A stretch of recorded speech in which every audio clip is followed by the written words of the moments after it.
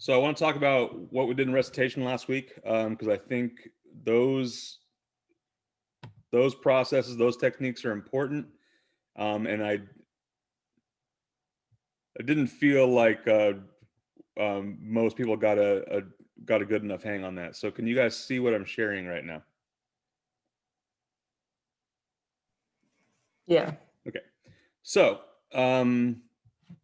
and I'm probably going to send this out if anybody's interested to read it on their own, but this is my solution to the closed form of the the velocity and displacement functions that we found last time. So finding the open form functions is not terribly difficult. So basically what I'm doing here, I'm just following the fundamental theorem of calculus. So if I want to find a function for v1 or v2 of t, that's going to be equal to my net accumulation, which I'm going to get by integrating the acceleration function from 0 to t, and then plus whatever the initial value is of that velocity. And very, very similar construction for the displacement functions. Sorry, you said integration. Are we taking out the derivative of that function or integrating it? To go from acceleration to velocity, you're going to be integrating. Awesome. Sorry, I got confused. You're okay. All right. So any questions on, the first couple parts of this were just to find the open form functions. Any questions on how we did either one of those?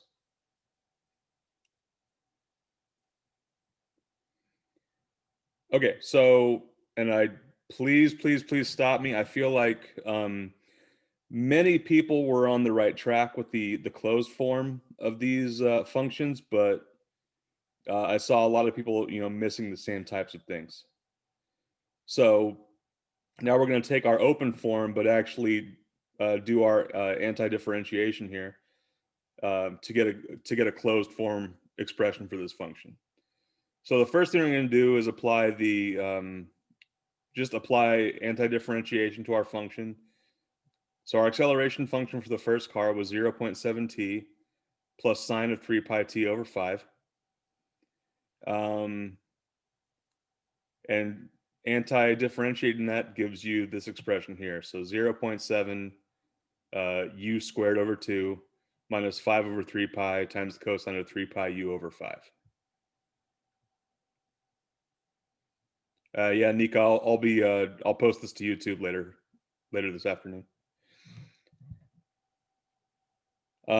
So any questions about how I've gotten to this point so far?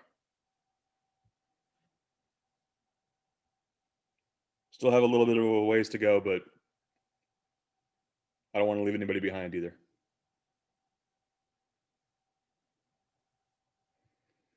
Okay, so from here, and here was where I started to see people leave things out. So as we said before, v1 of t is equal to v1 of 0 plus this integral. v1 of 0 we know is 2.5. That was given to us very early on. The big thing so that was one smaller thing that I saw people leave off. Either leave off or make some dangerous assumptions about. The other thing I saw people forget to do was, fundamental theorem of calculus says you have to plug in both limits to this function here. So I have to evaluate this expression here once, where u is equal to t, and one more time where u is equal to 0. So doing that, once you simplify everything, so I saw a lot of papers, pretty much all of them, v1 of t included at least these two terms. So 0.35 t squared and minus 5 over 3 pi cosine 3 pi t over 5.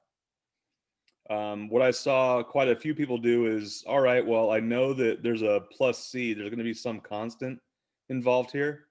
So I saw a lot of people just tack on this plus 2.5.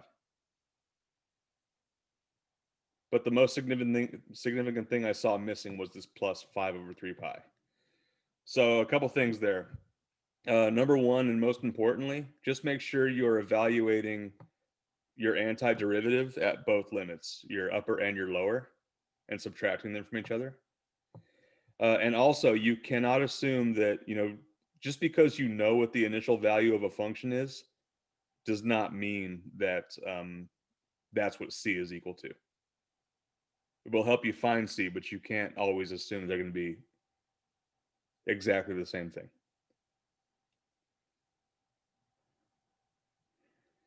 So like I said, I'll email this out to everybody, or I'll post it on Canvas. You'll be able to find it somewhere. But I really I wanted to go through V1 of T because that one function alone highlighted a lot of things that I think are missing that might hurt you on the test for Friday if you don't get those holes closed up before then. Before we move on, does anybody have any other questions about what we did last week?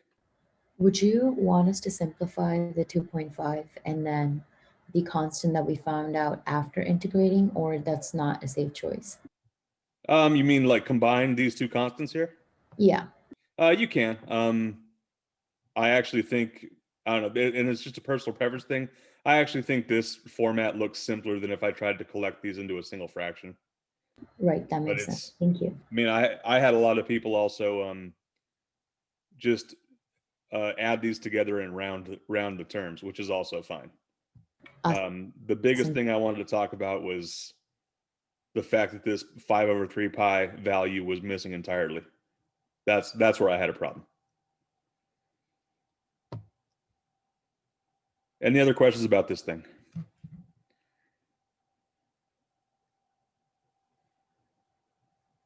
Okay, so let's move on. There's one little example I wanted to do with you all, just because another thing that Zach, Mark, and I have been seeing with antiderivatives that's kind of along the same line here. So I'm going to share from my iPad now.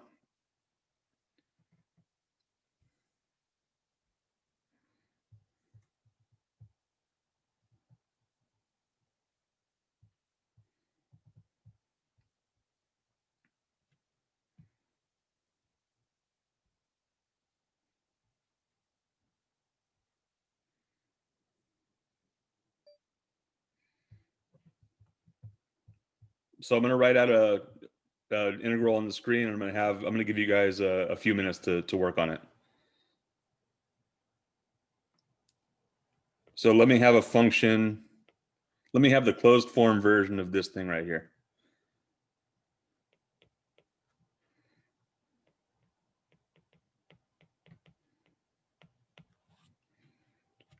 All right, so take a couple of minutes with this, and I'll check on you in a bit.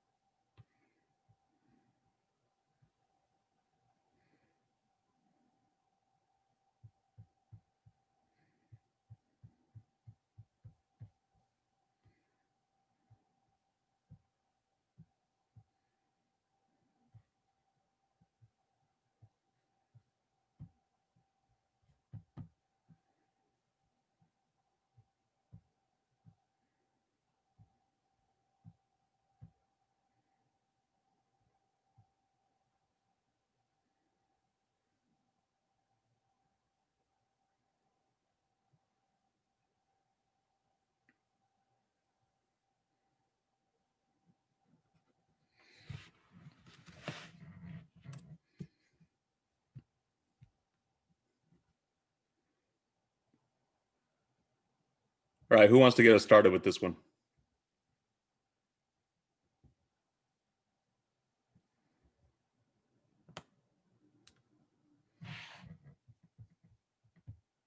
Okay, I'll go.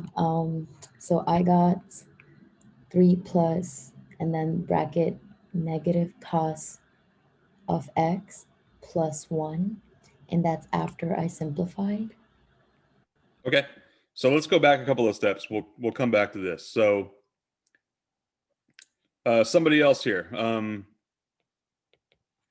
What's the antiderivative of sine come out to be? Just the antiderivative of sine and sine of t. Negative cosine t. Yeah, negative cosine t, and we're evaluating that between 0 and x. And I know I'm going through this a little more slowly than some of you might be used to now, but I think it's important to hit all the different steps of this. So the x is easy enough. I can just drop that in.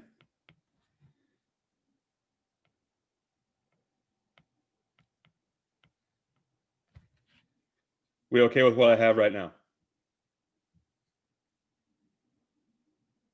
Yes. You shouldn't be. So wouldn't it be like minus a negative cosine? So Yeah, it'd be a plus. So one thing I see quite a bit of is that, dropping signs there. So my antiderivative is negative cosine of t, so I need to be subtracting a negative there. Which, Lavanya, I think you recognize since you had a plus one when you Yeah, I first think I did it before. Yeah. Sorry. It's okay. And what is cosine of 0? I think just 1. 1. It's 1, right? So I get 3 minus cosine x plus 1. And if I want to clean this whole thing up, I get 4 minus cosine of x. Do I need a plus c here? Yes. I would say no. We do not. So throwing that 3, that constant 3 up there, that is, I am not giving you what the value of c is, but I am giving you some initial value of the function. So you can see this 3 as maybe that's f of 0. That's some initial value of the function. Would it be okay to write negative cosine of x plus 4 or no? Absolutely. Yeah, it's just Okay, cool. personal preference. I like to put positive terms up front, but it's absolutely correct to put negative cosine x plus 4. So just a couple things I want to highlight there, and it seems like it didn't trip you up this time, but just because 0 is your lower limit doesn't mean you can just assume that everything's going to equal 0 when you plug that in for the variable. Any more questions on this one here?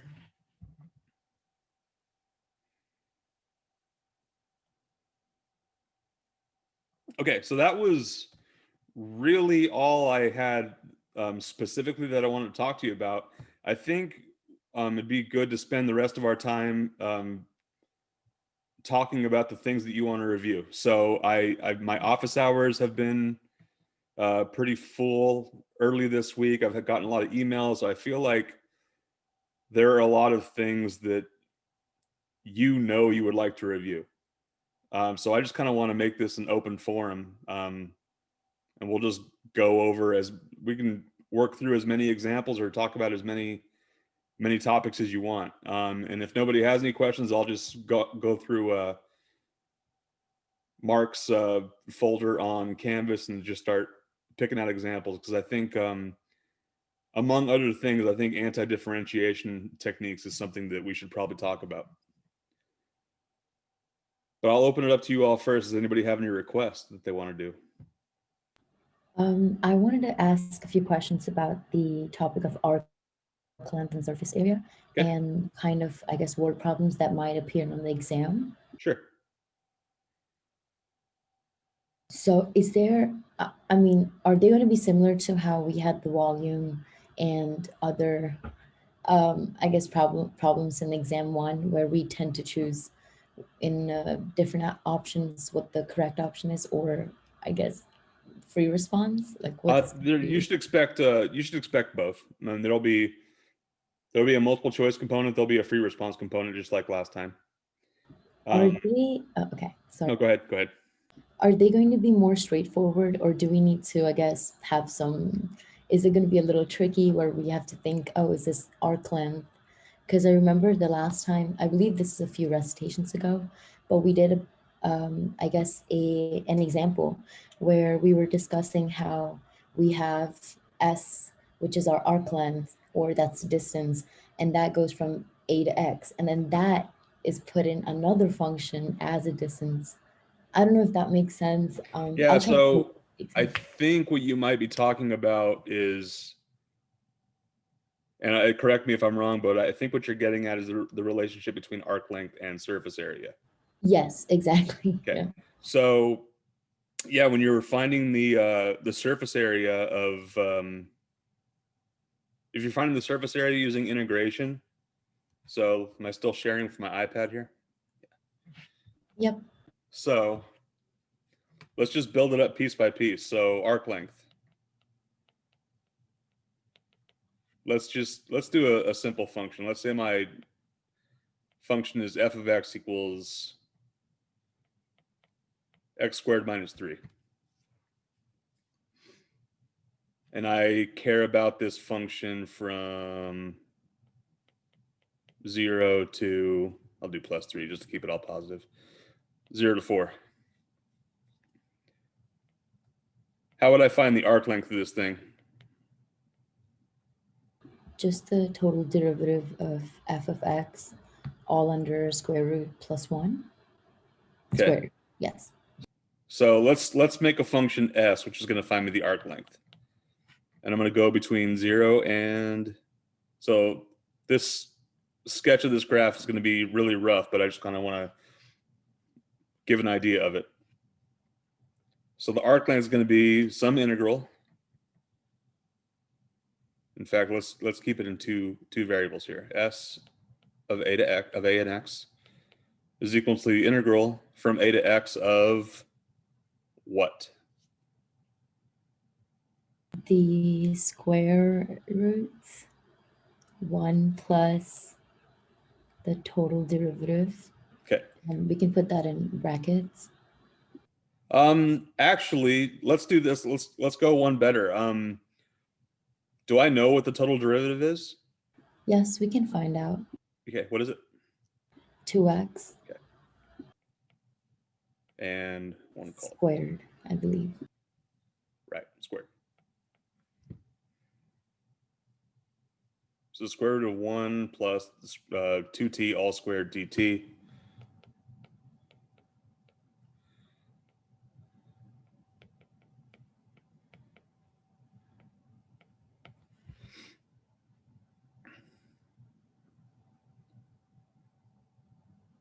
So any questions about how we got there?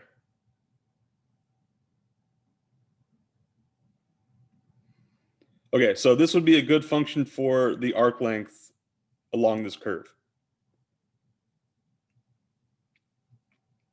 So this is one of the things you were asking about, Lavanya. The other thing you were asking about is how to build this into surface area. So if I were to wrap this around the x-axis,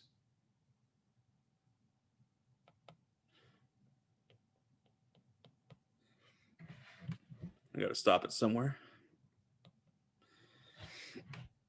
So somebody else here, how would I build up a function that gives me the surface area of this function from a to x? You need the rate of change of surface area. Okay, and how do you find the rate of change of surface area? The rate of change of surface area is 2 pi r, and then your rate of change of arc length. Okay, so you said, let's just kind of make some notes off to the side here. 2 pi r times the rate of change of arc length. So typically, Yes. does Mark call that ds? Yeah, he does. Yeah. Okay. Yeah. So 2 pi r ds. What would the r be in this case? So over here, let me draw. So we're going to go delta or dx intervals. So I'm going to have these thin rectangles that are going to be delta x wide. And my radius is going to be defined by basically how tall this rectangle It'd is. be y. Yeah, it's just going to be y. So my surface area function is going to be 2 times pi times, what is y? The function. Okay, yep, 2 times pi times, and I'll just go step by step. 2 pi f of x, and then it's going to be,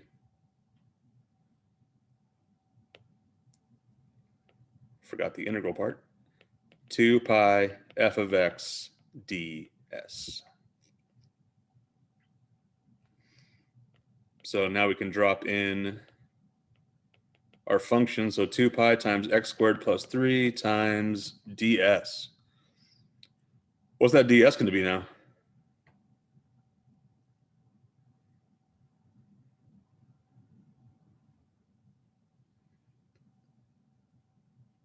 Will it just be the arc length we found out earlier? Or What do you mean, will it be the arc length? so ds is the arc length, right? It's the variable for. So so s is the arc length. If s is the arc length, what does ds represent?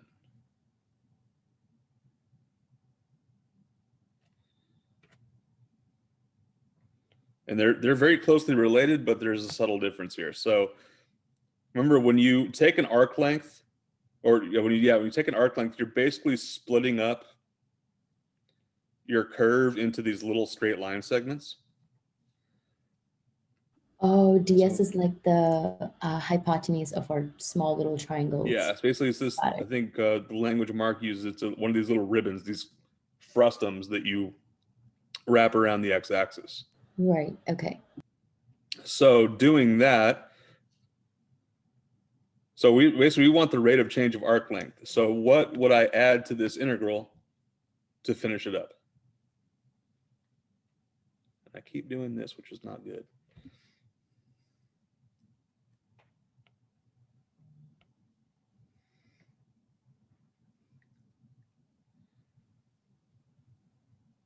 Wouldn't you just do times the square root of 1 plus 4x squared? T squared, yes, sorry. So how do we feel about this integral here?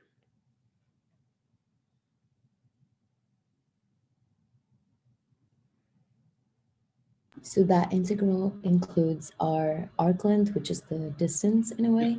So yeah. A couple things I want to highlight here. This right here is the arc length in the black box. This right here is the rate of change of arc length,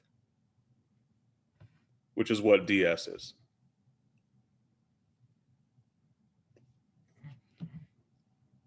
So one thing, I don't know if you meant it this way when you said it earlier, but you said that we need to put in the arc length. I don't want to put in the function after I've integrated it, after I've taken an antiderivative. I just want to put in that rate of change. So the radical 1 plus 4t squared itself.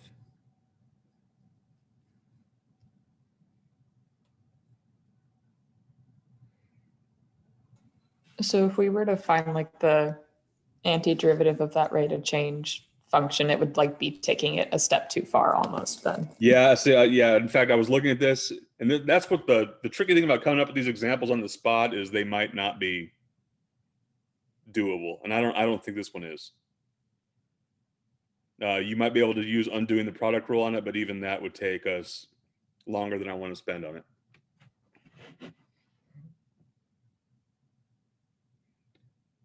Any other questions? So that we talked a little about surface area and arc length. You know, I think those were not on the last test, were they? There was like a little bit, but it wasn't in depth. Okay, so you might expect them to show up at least a little bit, but I would still expect the bulk of what's covered to be, you know, the physics applications like work and just the many different anti-differentiation techniques that you've seen. So that was a good question.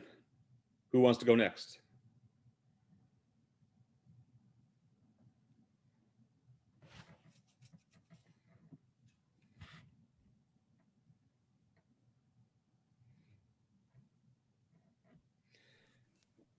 I mean, I have a antiderivative question if we want to do that. It was from one of the homeworks. I was like going back and studying last night, and for Good. some reason, like my answer came out really messy compared to it. So Okay, it might be easy. I don't know. I could just be overthinking it, but talk about it.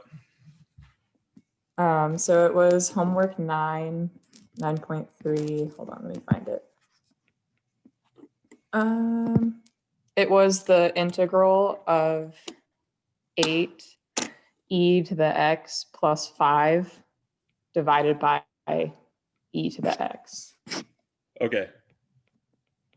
8 e to the x plus 5 all over e to the x? Yeah. Okay, good. So let me ask you, how did you attack this one? Let me look at it again. My notes got super sloppy. I think what I tried to do is I wanted to do the opposite of the product rule on it. So I first rewrote it as just the 8 e to the x plus 5 times e to the negative x. Okay.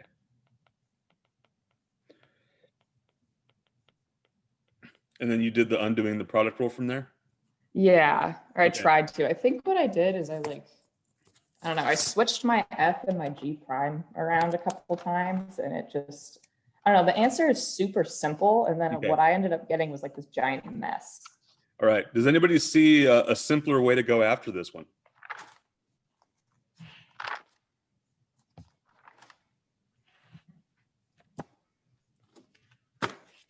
What if I showed you this function? What if I had x squared, 8x squared plus 5x all over x dx? What's a first step you might want to take into doing that integral? Cancel an x. Cancel an x, right? So that would make this come out to 8x plus 5.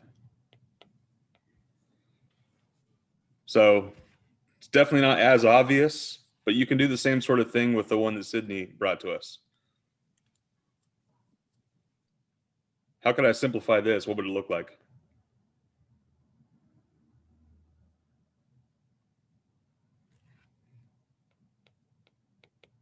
Let's first split it up. Maybe that'll help us a little bit. Can I do anything with that first term? Wouldn't the e's just cancel out? Yep. So your first term becomes 8. Okay. See, I don't think I don't know. For some reason, I didn't make the connection to split it up. And you don't have to start that, but you know, let's say you have something like this, 3 plus 4 over 7. That's clearly going to come out to 1, right? Yeah. Okay. But it's not incorrect for me to do that.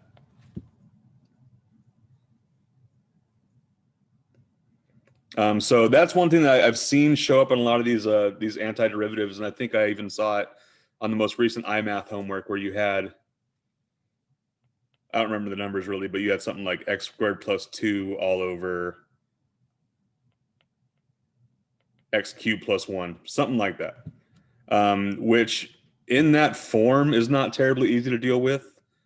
But if you were able to break it up like this, and I bring this up for a couple of different reasons.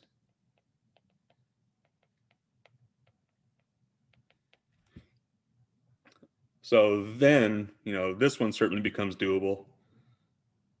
This one still needs a little work, which is why I'm definitely getting the numbers wrong. But splitting up these fractions is something to, you know, if you have fractions, if you have some kind of rational function like that, keep an eye out for ways you can make that look a little more digestible. One thing I do want to caution you on, if I go back to this example, how do we feel about this?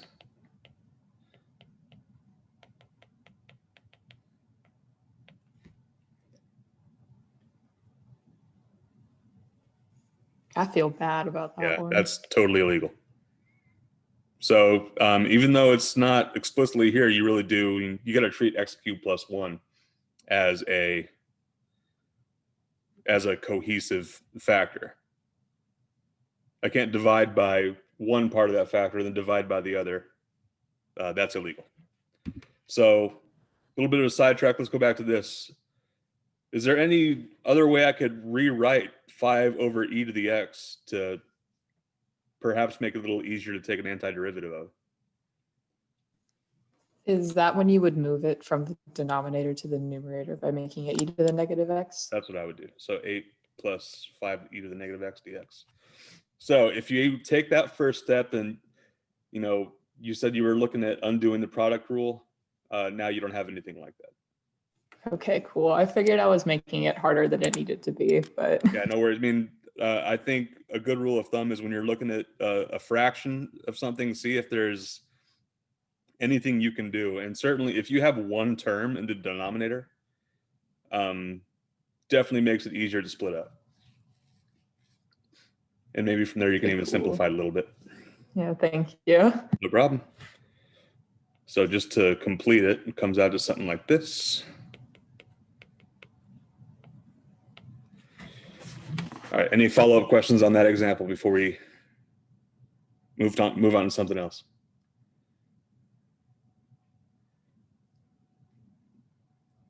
Right, who else wants to ask something? Or should I just pick a couple of good examples? Can we work on some like need to work problem? A work problem? Yes. Okay. Yeah.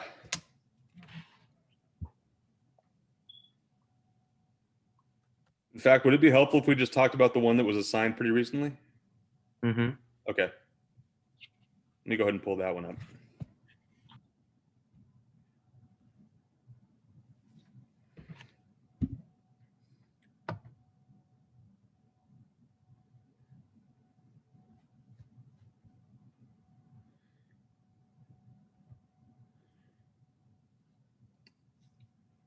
So if people are interested, I will share this one out as well. Yes, that would be awesome. Yeah, because so we've talked about a bunch of different examples with work. The most recent one that he assigned is one where we're lifting something up. So the first question I want to ask you is, first of all, how do you find work in a situation? Force times distance. Force times distance, right? So knowing it's force times distance, we're going to set up an integral to figure this out. And like whenever we use integration to accumulate things, the most important part of that process is figuring out what the rate of change function is. So for a work integral, what does the rate of change of function look like?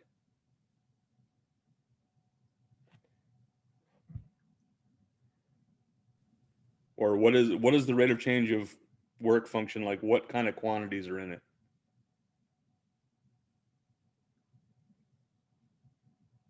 Like the different parameters and variables needed in No, this I mean, one? I'm struggling with how to ask this. So am I?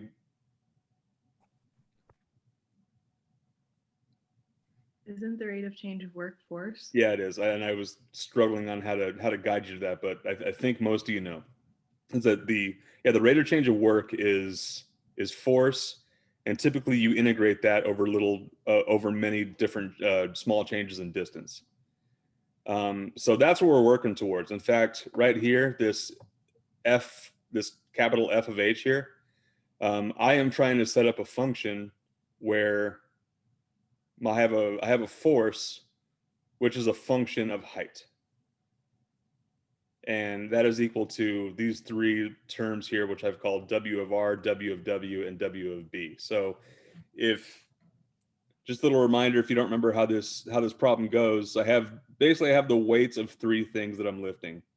There's the rope itself, the water in the bucket, and the bucket.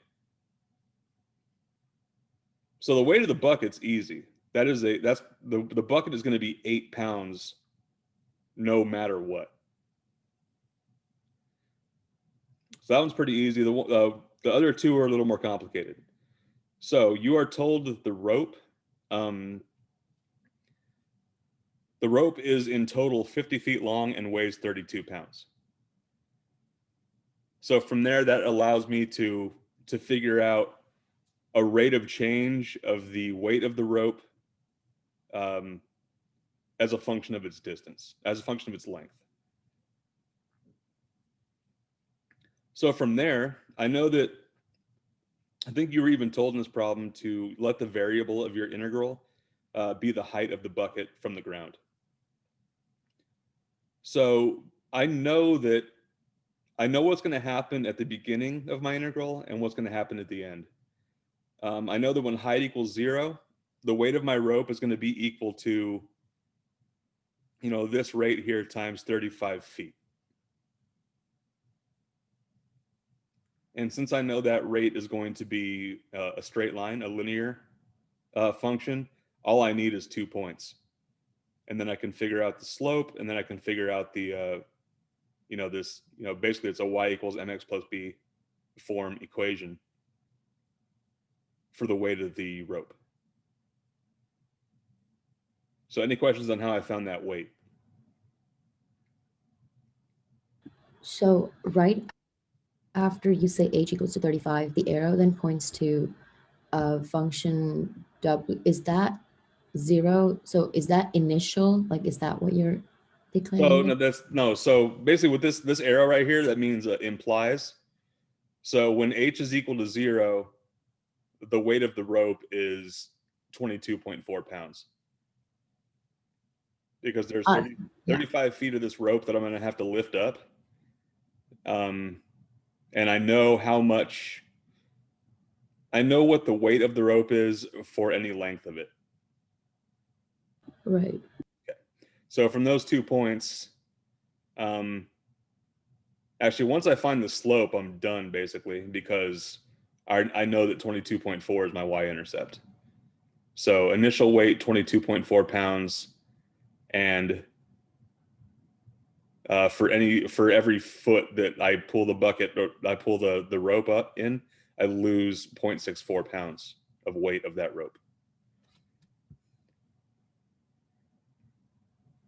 All right, moving on to the water. I did the same basic thing. I know that when the height is equal to 0, I have 19 gallons of water in the bucket. You were given a conversion factor to change that into pounds. And when the height's 35, you're told you're 12 gallons left, but you can convert that as well. So this one, found the slope, which comes out to negative 1.66. And again, I know the initial. I know what happens when my variable is equal to 0, my independent variable is equal to 0. So I can just drop this 157.7 in for my b. So even though it doesn't seem like it, once I have these 3 things, I'm almost done, because I have found functions for basically these are all my forces. This is my rate of change of work if I just add these 3 things together. So when I add those 3 things together, I get a rate of change function of 188.1 minus 2.3h, just combining like terms. So like I said, the rate of change is the most important part. So any questions about how we got there? I'm sorry, this might be something everybody knows already, but I'm kind of getting confused as to when you divide it by 0.35. I'm sorry, this is 0 minus 35. Okay, Yeah, okay, because a I bad wrote it name. different. Sorry. Yep, so yeah, just I'm finding finding slope. All right, so there's my rate of change, and I think even when we did this one, you might have been in the mode where you would take this to GC, but this is a pretty simple antiderivative to do. Constant terms, always you just multiply by the variable. So basically this is just power rule for both these terms. So my antiderivative is 188.1 times h minus 1.15h squared. This is one of those cases where you can really assume that when h equals 0, all this stuff is equal to 0. So I get a total work of 5174.75 foot-pounds.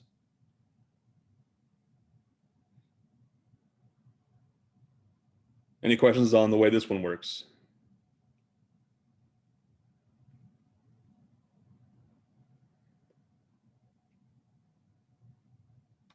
Okay, so I think we have time for at least one more example. Anything else pressing that people are feeling like they really need to review before Friday?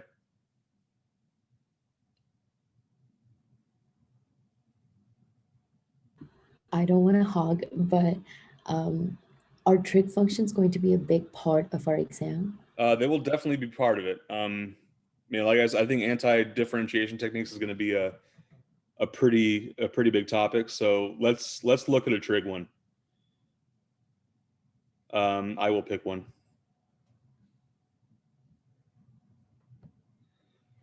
So let's close by doing number 14 here.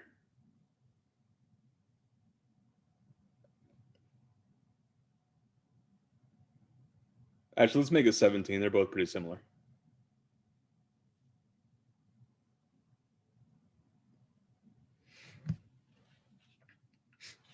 So I'll give you a couple minutes to get started, or at least to think about, a plan. Like, how would you want to get started on this one?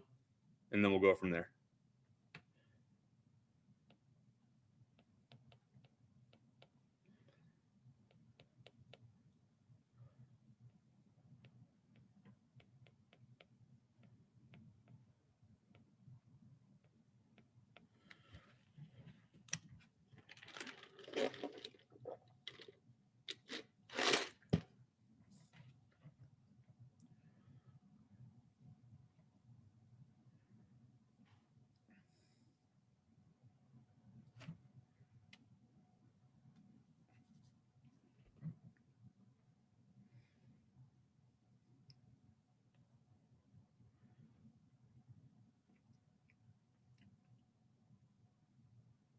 All right, what are we thinking about how to get started here?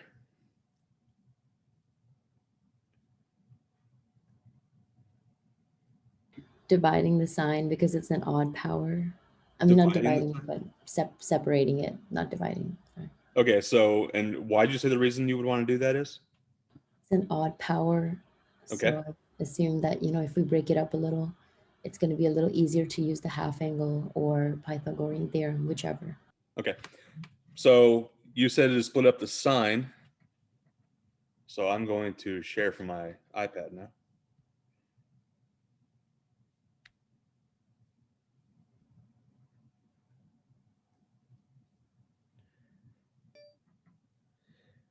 So you said to split up the sine part of this. How would you split that up?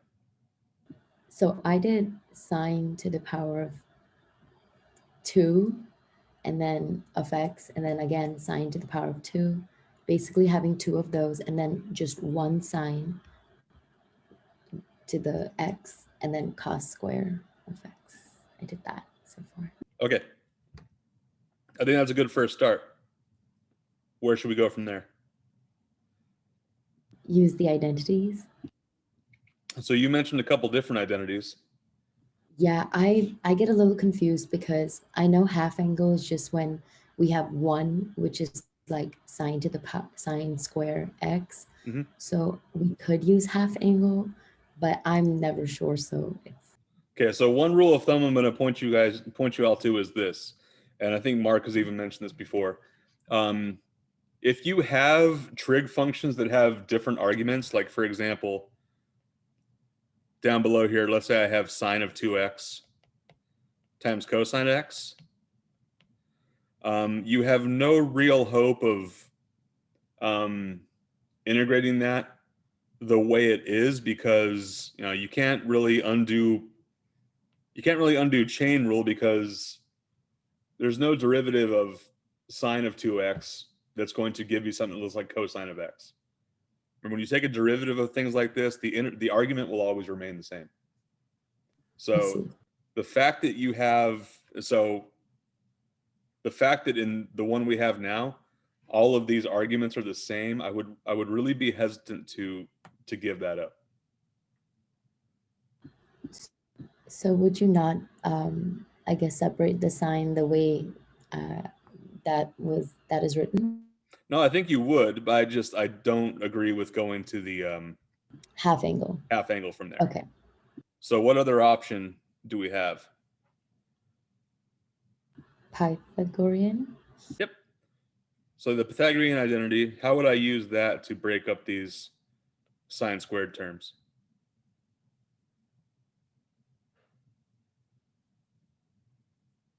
Well, we could just replace the sine square x with 1 minus cos square x. So let's do that, and I'm going to ask a follow-up question. So 1 minus cosine squared, 1 minus cosine squared of x, cosine squared of x, sine of x, dx. Let's say instead I decided to turn this cosine squared of x into 1 minus sine squared of x. Why would that not be a good choice? Because then that'll just be the same argument again. Like there'll just be more signs. Right, so I would have no hope of undoing chain rule because I would just have a bunch of signs. Yeah. As opposed to this case here where I'm going to get a bunch of different powers of cosine, but they're all going to be multiplied by sine. And what is the derivative of cosine of x? Sine x. Sine Negative of x. sine x. Yeah. So this is going to help me here. So I'm going to fast forward a little bit. This is going to come up to cosine squared of x minus 2 cosine to the 4th of x plus cosine to the 6th of x, all times sine of x dx. So from there you can, let's just make it a little easier. I can distribute here, so I get cosine squared of x sine x dx minus 2 cosine to the 4th of x sine x dx plus cosine to the 6th of x sine of x dx. So we only have a minute left. Let's just focus on one of these. Let's focus on this guy here. So what technique should I be looking at to handle this? Chain rule. Chain rule. So what would that look like then?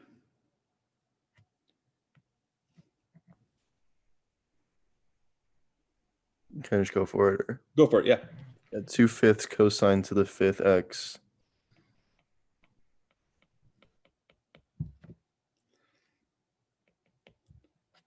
All right, how do we feel about that answer there?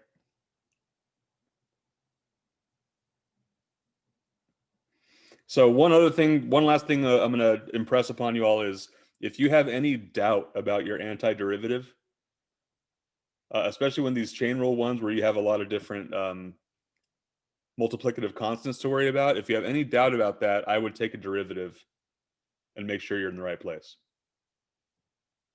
So with this one here, if I take a derivative, I'll have 5 times 2/5 times. Oh, I forgot that negative, didn't I? Yeah, so that's the thing we forgot, right? So we got a negative sign out here. This is going to be cosine to the 4th of x. So that would be negative 2 cosine to the 4th of x. So it's really easy to miss those things like negative signs. So I would advise you, especially if you have a lot of time. I saw a lot of people got done with the test with about 20 to 30 minutes left to go. I'm not saying you didn't, but you should definitely go back and check your answers if you have time to do that. Right. Any last minute questions before I open the quiz up? All right, I'm going to stop recording.